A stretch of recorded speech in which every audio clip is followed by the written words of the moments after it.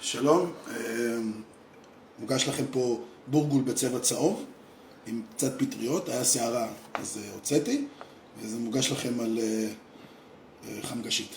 בבקשה. תודה.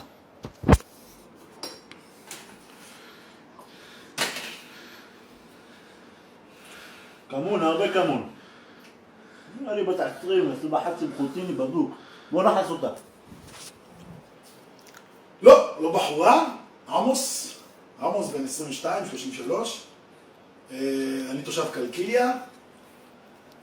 מה שהכנתי לכם היום זה מאכל שרץ לנו במשפחה כבר איזה שבוע וחצי. אני קודם כל נוהג לחמם את זה במיקרוגל, ככה זה יוצא הכי טעים. אני אספר לכם טיפה על המאכל, זה מאכל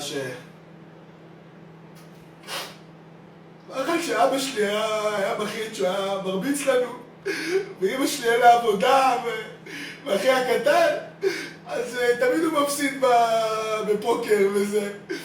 בצורה של סיפור עצוב, ובאמת אני יכול להתקבל, באמת. אז נעבור למנה.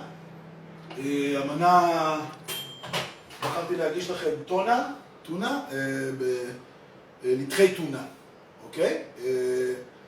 מתוך הקופסת שימורים, מקווה שתאהבו. בבקשה. הוא לא מאמין, האור בלילה הולך לאכול מהאוכל שלי. מקווה שיהיה טעים.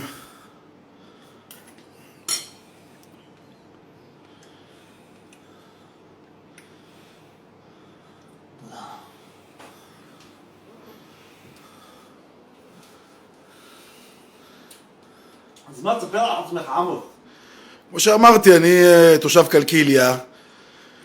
איך הגעת לאוכל, עמוס? הייתי רעב, אז... ממה אבא מת, עמוס? אבא מת מדקירה. למה הוא מת? אמא כבר לא יכלה יותר, אתה יודע, הוא היה מרביץ לה. בוא קח סינה, עמוס. מה זאת אומרת? מה זאת אומרת? עזוב אוכל, קח סינה. מה זאת אומרת? קח סינה, עמוס, קח סינה, עזוב. עברתי? עברת, עמוס. וזה קח סינה! סיפורי? כן.